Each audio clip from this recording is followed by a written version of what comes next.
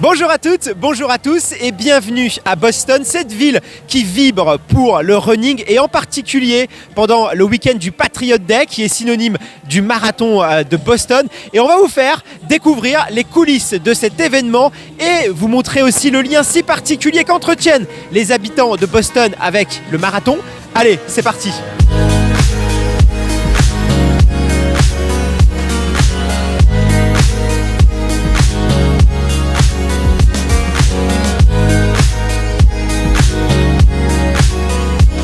Alors il est à peine 6h du matin, Natalia qui va être notre guide pendant tout notre séjour à Boston nous a donné rendez-vous sur le campus de Harvard. On va aller la retrouver dès maintenant, allez on y va.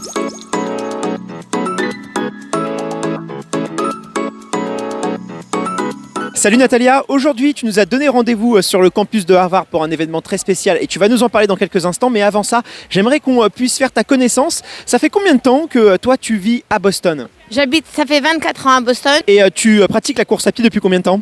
Depuis 8 ans, j'ai commencé à l'âge de 40 ans et j'ai été inspirée à faire une course de 10 km. Et après ça, ça ne me suffisait pas, alors j'ai commencé à faire de demi-marathons et d'autres 10 et des 5, etc. Alors derrière nous, il y a des joueurs qui s'entraînent au football américain, mais aujourd'hui on va pas faire de football américain, on va bien courir. D'ailleurs juste derrière nous, il y a un groupe de coureurs avec énormément d'ambiance. Est-ce que tu peux nous dire qu'est-ce qui se passe aujourd'hui particulièrement et quel est ce groupe surtout ? Alors ici, c'est le groupe qui s'appelle November Project. C'est un groupe qui se rencontre tous les mercredis matins à 6h30 du matin. Et on court le stade, on monte les estrades et on descend les escaliers. C'est un groupe, il va y avoir peut-être 100 ou 150 personnes ici. Eh bien écoutez, entraînement ce matin avec le groupe des November Project. On va vous montrer tout ça, c'est parti.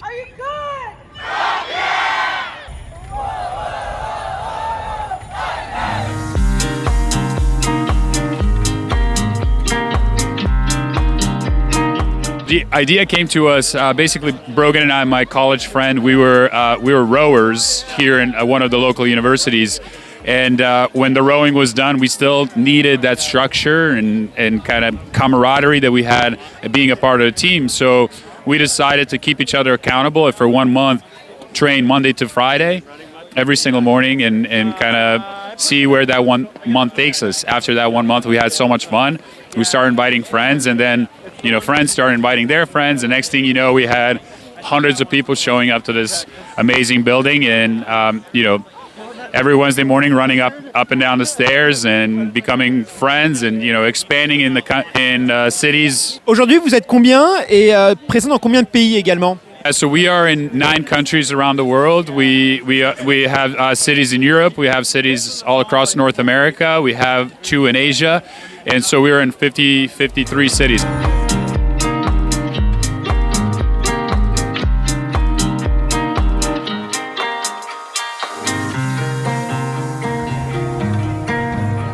Alors je viens à l'instant de quitter le groupe des November Project. C'est vraiment un groupe de running assez particulier. Ils s'encouragent, ils se font des compliments les uns avec les autres. Il y a beaucoup d'énergie. Dites-nous d'ailleurs dans les commentaires si vous voulez voir ce type de groupe exister en France, si vous pensez que c'est possible culturellement. D'ailleurs je crois qu'il en existe un à Toulouse si ça vous intéresse. En ce moment je suis à Cambridge sur le campus de Harvard. Il faut vraiment imaginer ça comme un village avec ses restaurants, avec ses boutiques. Là on va rentrer dans le cœur de l'université d'Harvard. On va vous montrer tout ça, c'est parti.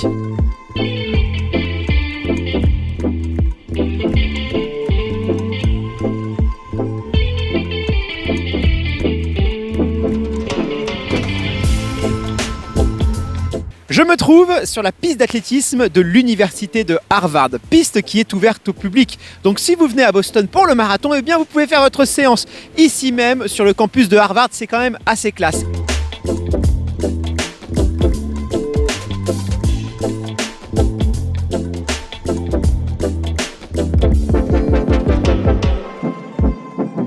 Alors on est 2 jours avant le Boston Marathon, mais la fête a déjà commencé.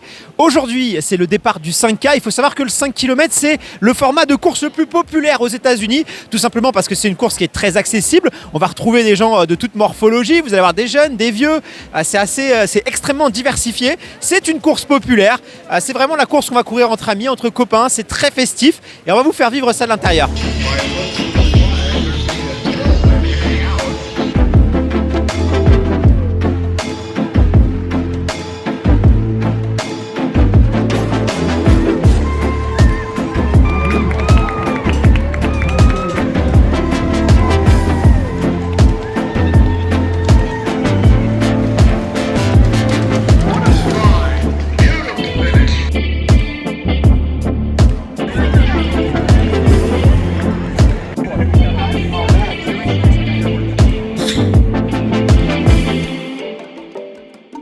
Je suis sur Commonwealth Avenue. Alors l'une des particularités de la ville de Boston, c'est qu'on dit que c'est la ville la plus européenne des États-Unis. Pourquoi ? Tout simplement parce que vous n'avez pas ces immenses buildings qu'on trouve un peu partout dans les grandes mégalopoles américaines. Ici, l'architecture fait plus penser à une ville comme Londres ou encore Amsterdam. Vous avez beaucoup de parcs, la voiture n'est pas omniprésente, et bien ce qui fait que c'est très simple de courir, de faire son footing. Vous avez des spots un peu partout et c'est pas oppressant. On s'y sent vraiment très très bien dans cette ville de Boston.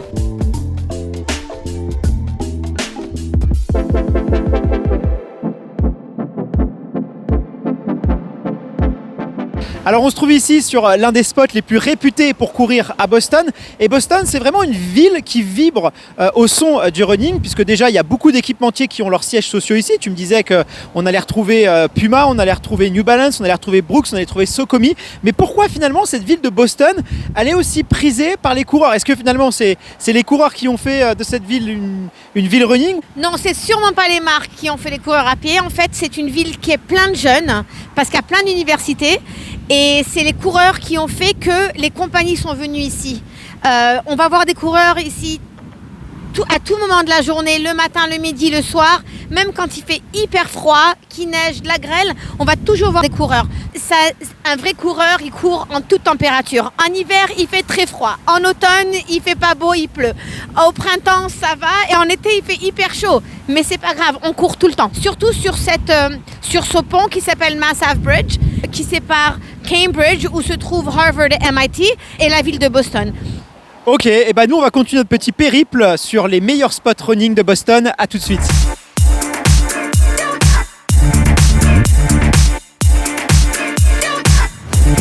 Natalia, on se trouve ici sur l'une des plages en périphérie de Boston et c'est ici même qu'un triathlon a lieu, je crois. Oui, il y a le triathlon de Boston qui se passe ici dans cette plage. Et après, on fait le parcours en vélo de 40 km juste au long de la plage. Et on finit par courir dans un parc pas loin d'ici. Et l'une des particularités de la ville de Boston, c'est qu'il y a très régulièrement des événements sportifs, comme par exemple des 5 km, des semi-marathons, des 10 km, et notamment des semi-marathons organisés à l'occasion d'associations ou pour soutenir par exemple les policiers ou les pompiers de Boston, c'est ça ? Oui, ça s'appelle Run to Remember, c'est en mai, ça arrive là bientôt. Et c'est pour tous les first responders qui ont perdu leur vie malheureusement à cause de leur job, et on les honore en courant et en ramassant de l'argent pour eux et pour leur famille. Avec évidemment une haie d'honneur avec des pompiers, des policiers pour encourager les coureurs. J'ai vu quelques images, je vous garantis que ça vaut le détour. Donc si vous êtes à Boston à une autre période que le marathon, renseignez-vous parce qu'il y a peut-être des événements sportifs à faire.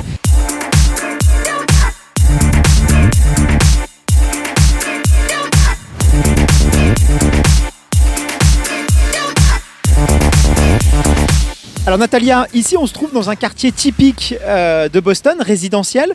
Beaucoup de coureurs viennent courir ici même. Je crois que...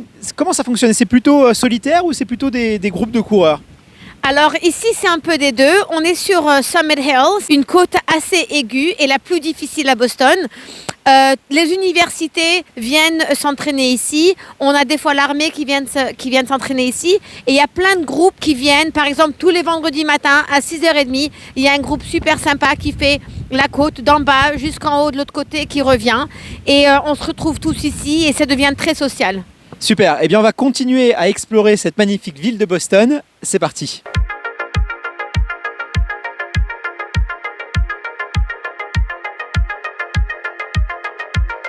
Natalia, Boston est une ville quand même assez grande. Pour se déplacer, clairement, quel est le mieux ? Qu'est-ce que tu nous conseilles ?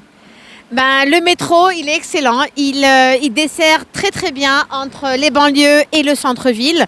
Mais il y a aussi les pistes cyclables, les bicyclettes, les vélos que tu peux louer à l'heure. Et surtout la marche.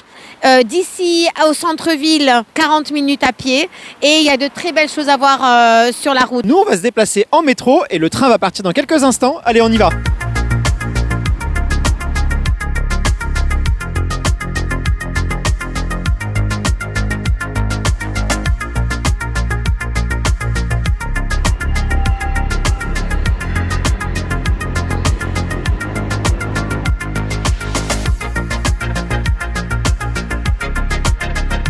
Alors Natalia, tu sais que quand on est un coureur à pied, généralement on a tendance à être un petit peu gourmand.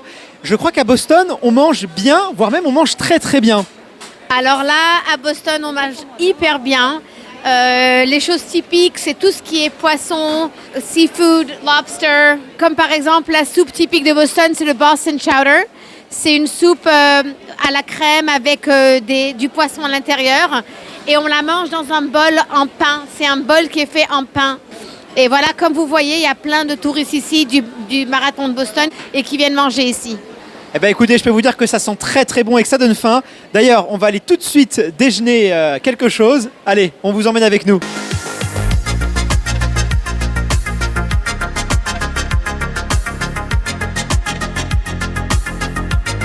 Alors sous les conseils de Natalia, j'ai pris c'est une espèce de pain qui sert de bol à une soupe. Alors, je vais goûter et voilà, c'est la spécialité il paraît ici.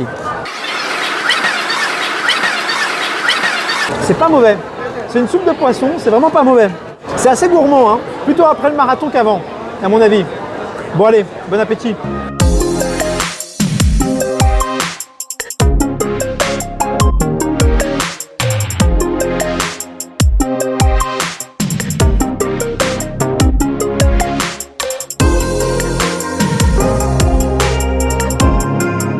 Juste derrière moi, le siège du gouvernement de l'État du Massachusetts. Son dôme est en feuille d'or, 18 carats. Et justement, je profite de mon passage dans ce parc pour vous parler de budget. Combien coûte la vie à Boston? Eh bien, on va pas se mentir, c'est assez cher. Globalement, on est dans la fourchette assez haute d'une grande capitale européenne. Le premier coût de dépense, ça va certainement être votre hôtel qui, pendant le marathon de Boston, coûte extrêmement cher. La plupart des coureurs ont réservé jusqu'à 1 an en avance leur hôtel pour avoir des prix pas trop chers, on va dire. Ensuite, la restauration. Eh bien, là, si vous mangez de la junk food, des burgers, comme on peut trouver beaucoup à Boston, des sandwichs, ça va être assez raisonnable. Mais par contre, dès que vous allez vouloir manger une nourriture un peu plus saine, dans un restaurant assez classique, là, ça va quand même assez vite monter. Généralement, comptez environ une centaine d'euros pour 2 personnes dans un bon restaurant.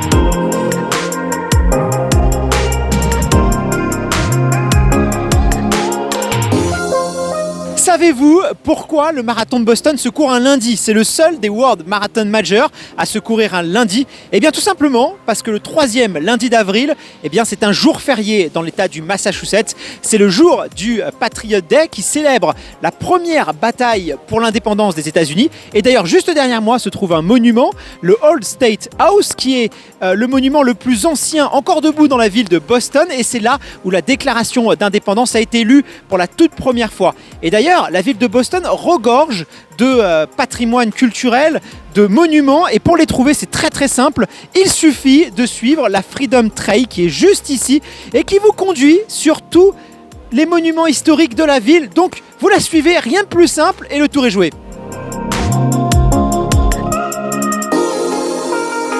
Cette 126e édition du Marathon de Boston est un peu particulière puisque ça fait 50 ans que les femmes sont officiellement autorisées à courir le Marathon de Boston. 1972, c'est la date auquel elles ont été autorisées. Alors bien sûr, avant ça, des femmes ont couru le Marathon de Boston, mais dans l'illégalité puisqu'elles n'étaient pas autorisées, notamment Catherine Switzer. Mais toutes ces femmes ici l'ont couru et elles se faisaient tout simplement passer pour des hommes ou elles obtenaient des dossards de manière clandestine. Et d'ailleurs, Catherine Switzer s'est fait repérer dans les fin des années 60 et elle s'est fait éjecter violemment par le directeur de course qui n'acceptait tout simplement pas qu'une femme court le marathon. Heureusement, les temps ont bien changé depuis.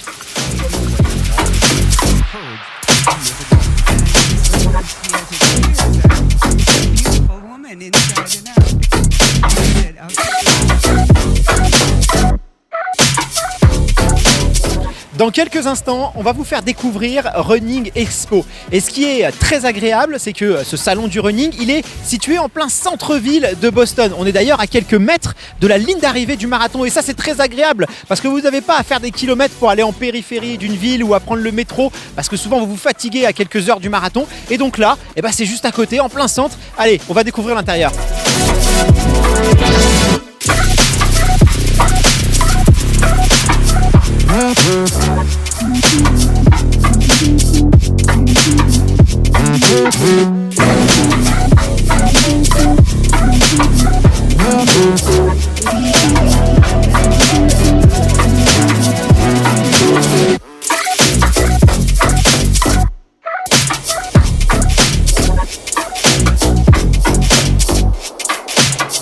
Alors je suis actuellement sur le stand Adidas qui est le partenaire, l'équipementier officiel du marathon de Boston. Il y a beaucoup de monde. J'ai l'impression que tout le monde repart avec un petit quelque chose, un petit souvenir de cette course. Globalement, vous avez les standards comme par exemple cette veste avec des couleurs. Le marathon de Boston, c'est le bleu et le jaune, les couleurs de la ville. Mais cette fois-ci, ils ont rajouté le mauve. Et là, c'est assez vintage, un peu rétro. Ça rappelle les années 90 avec le fameux logo avec la licorne. Et ce qu'il y a de bien aussi par rapport à nous, nos marathons européens, c'est qu'on va trouver du merch, des produits dérivés comme des mugs, mais aussi par exemple des petites peluches, ce genre de choses. C'est très sympa pour les souvenirs.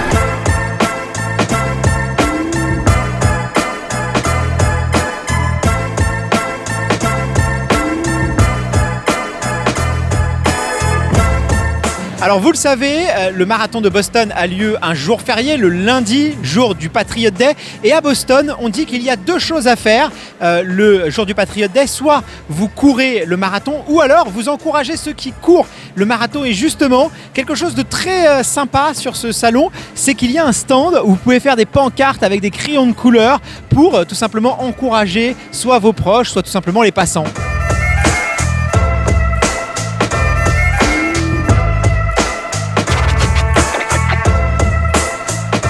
Alors je viens de quitter le salon du running, on va retrouver Nico de la chaîne YouTube Running Addict. Il va courir le marathon de Boston demain. On va prendre un peu la température, savoir comment est-ce qu'il se sent à quelques heures du départ. Allez, on se retrouve chez lui à l'intérieur.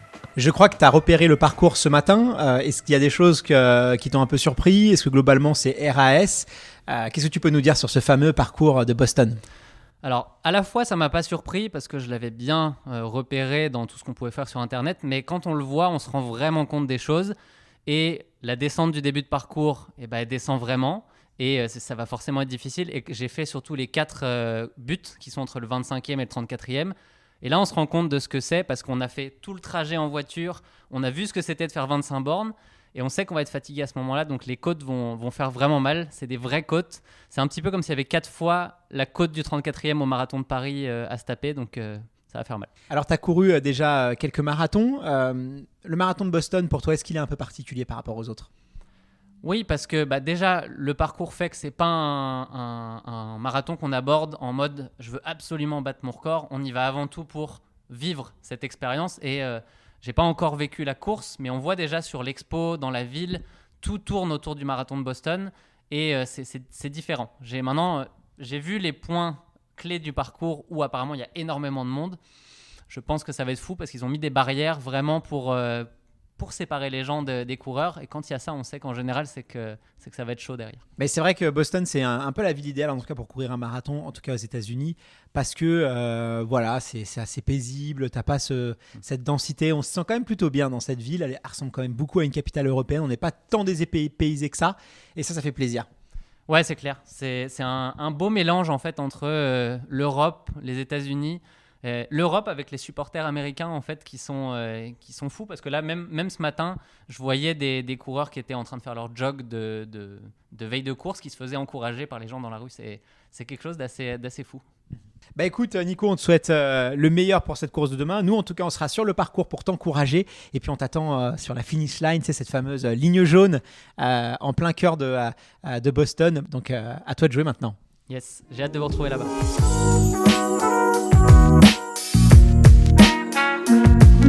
Natalia, on se trouve à quelques mètres de la finish line du marathon de Boston. J'imagine que quand on est un habitant de Boston, c'est un endroit qui est un peu particulier. C'est tellement particulier parce que à chaque fois qu'on marche, on voit la ligne. C'est très très spécial. Elle reste ici toute l'année. Elle s'efface dans l'année et tous les ans, il la repeint toute propre et elle reste année après année. Natalia, juste derrière nous, il y a également le mémorial du marathon de Boston. En 2013, il y a eu un tragique événement. Je crois savoir que toi, tu étais présent quand ça s'est passé. Est-ce que tu peux nous en dire un petit peu plus sur ce que symbolise ce mémorial ? J'avais une copine qui courait le marathon en tant qu'élite. Donc je me suis mise très très tôt le matin. On était juste devant là, pour l'attendre. Elle est passée et à 3 rues d'ici, c'est là où ça a explosé. Donc c'est exactement le site d'une des explosions. Et ça a été très tragique parce qu'ils ont dû arrêter le marathon. Ils ont arrêté tout le monde, tous ceux qui couraient, ils ont arrêté où ils étaient. Et ça a été une période très très difficile. Mais par contre, ce qu'on dit ici, c'est Boston Strong. On est très résilient. Boston ne sera jamais écrasé ou abattu par quoi que ce soit. Et ça a unifié la ville d'une façon incroyable. Et le mot Boston Strong est resté depuis. Boston Strong à Fenway Park pour baseball, Boston Strong pour le football avec les Patriots, Boston Strong avec les Celtics, Boston Strong avec les Bruins, avec toutes les équipes. Finalement, cet événement, cet attentat terroriste a encore plus renforcé ce sentiment d'unité patriotique des Américains. Et maintenant, à chaque édition, on entend aussi l'hymne national américain. Elle est dans toutes les têtes, en fait, ce tragique événement. Oui, absolument. Le patriotisme aux États-Unis est déjà très fort et chaque ville est très patriote de leur ville. Mais cet événement a renforcé ce patriotisme à Boston. Merci beaucoup. On se retrouve sur un autre point culminant de la vie de Boston. À tout de suite. Alors on va vous révéler l'un des petits secrets de la ville de Boston et du marathon de Boston. Je suis à Coppery Place, juste face à la bibliothèque, à quelques pas de la finish line. Et juste à mes pieds, si vous baissez les yeux, vous allez le voir, un mémorial qui retrace tous les vainqueurs. Ils sont écrits ici, tous les vainqueurs hommes et vainqueurs femmes du marathon de Boston, avec le parcours qui est aussi gravé.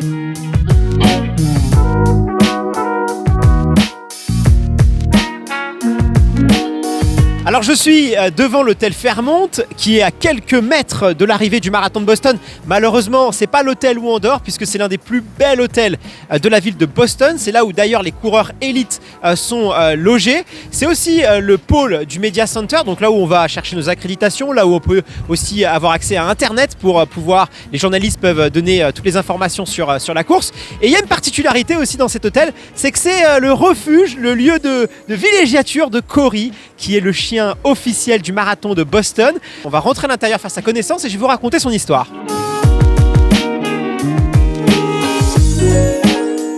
Alors je vous présente Cory, qui est le chien officiel du marathon de Boston, donc il est vraiment validé par les équipes organisatrices. Son histoire est un peu particulière puisque c'est le chien du concierge de l'hôtel, mais lors des attentats de Boston de 2013, eh bien, les gens sont venus se réfugier dans cet hôtel. Il y a eu énormément de monde et le chien finalement a servi à réconforter les enfants qui étaient en pleurs, et c'est depuis ce moment-là qu'il est devenu un peu la mascotte du marathon de Boston. Et croyez-moi, ici il est vraiment très très populaire. Et autre particularité maintenant, c'est que les athlètes élites sont logés dans cet hôtel. Donc le matin du départ, eh bien, la tradition veut qu'on vienne faire une petite flat au Labrador. Il paraît que ça porte chance.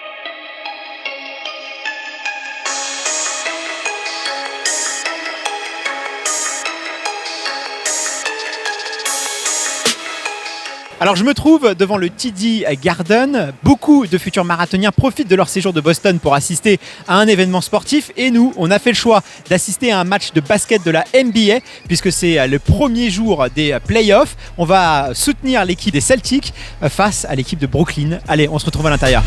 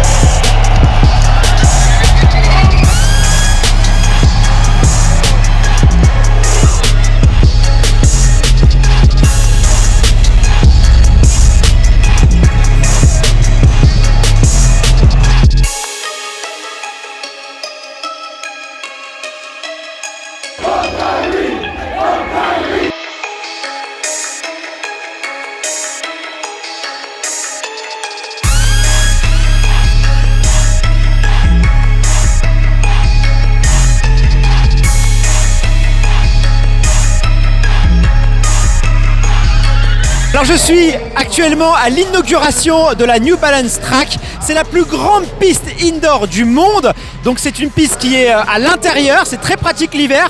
Il paraît que le revêtement que vous voyez ici, c'est le revêtement le plus rapide du monde. On prédit déjà des records du monde indoor dans tous les sens.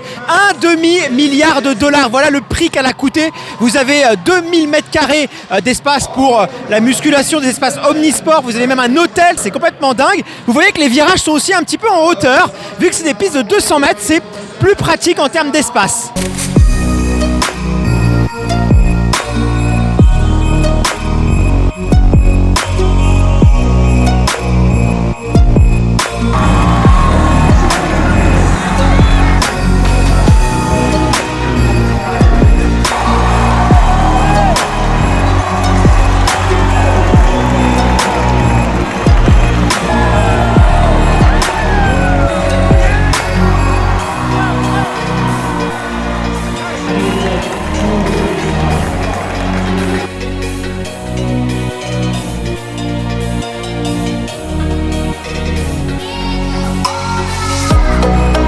il est environ 19h, on s'apprête à manger puisqu'il faut savoir que les restaurants ici à Boston ferment plutôt tôt, vers 20h. Là actuellement, on est au niveau du port et Natalia nous a recommandé ce restaurant précisément, le Barking Crab.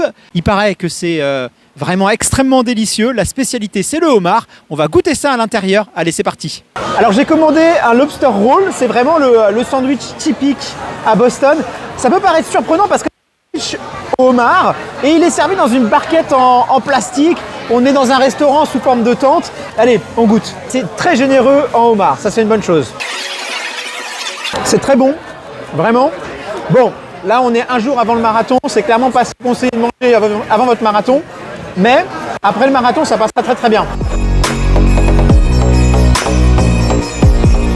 Et voilà, on sort à l'instant du restaurant. Et bien écoutez, c'était très bon. Bon, ça casse pas 3 pattes à un canard ou à un homard. Mais quand même, c'était assez goûteux.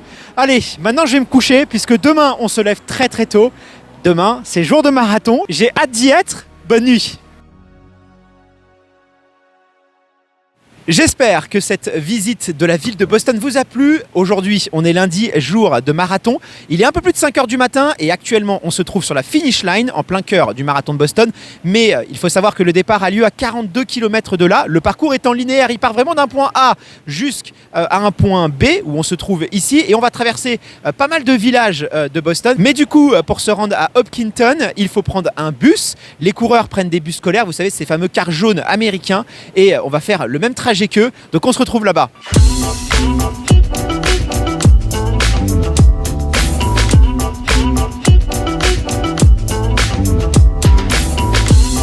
Je me trouve sur la ligne de départ du marathon de Boston. Une ligne de départ finalement assez minimaliste, pas de grande arche de départ, mais simplement 2 poteaux et une petite ligne au sol, c'est assez discret. Et déjà, première constatation, c'est le sol de départ. Vous voyez, on m'avait prévenu que c'était un faux plat descendant, mais je peux vous dire que c'est pas un faux plat descendant, c'est carrément une descente. Vraiment, il faut faire très très attention si vous partez ici. Vous partez en descente en fait, tout simplement. Le départ sera donné dans quelques instants, on va retrouver les athlètes élites. Allez, à tout de suite.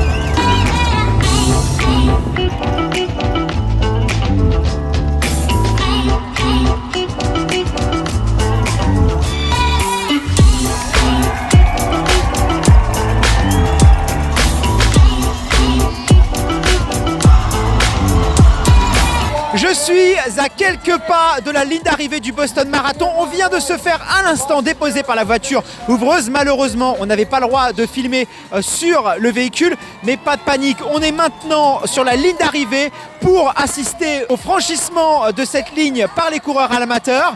L'ambiance est complètement dingue, j'en perds mes mots. Allez, on va voir ça de plus près.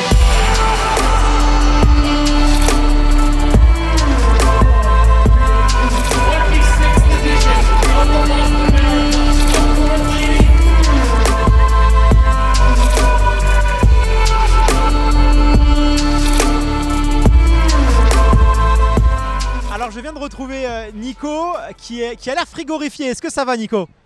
Un peu fatigué là. J'ai vraiment donné tout ce que j'avais sur la fin et une fois qu'on passe la ligne et qu'on commence à se refroidir, après c'est compliqué. Nico, comment est-ce que ça s'est passé ? Est-ce que l'objectif a été atteint ? Ouais, l'objectif de chrono, on va dire de zone de chrono, il a été atteint.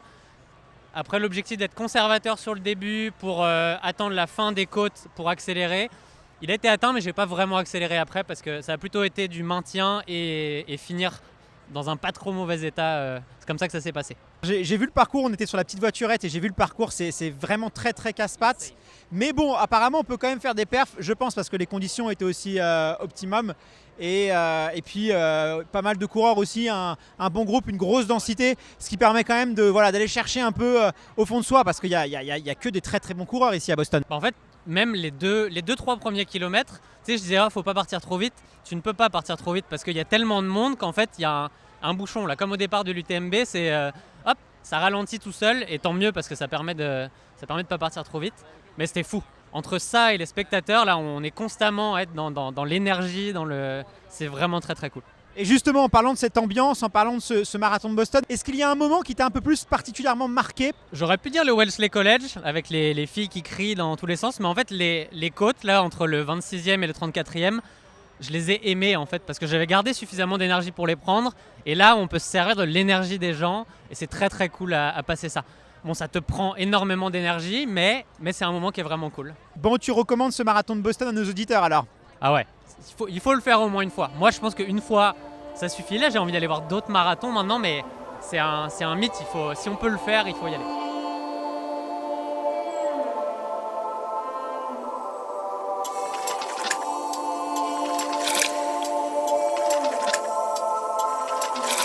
Et voilà, notre aventure à Boston s'achève ici, aux côtés des finishers qui se voient remettre leur médaille. J'espère que ce voyage vous a plu et vous a donné envie, pourquoi pas, à vous aussi, un jour, de courir à Boston. Un grand merci aux équipes d'Iron d'avoir rendu ce reportage possible. Et on vous retrouve peut-être bientôt sur les routes d'un autre grand marathon. À très vite.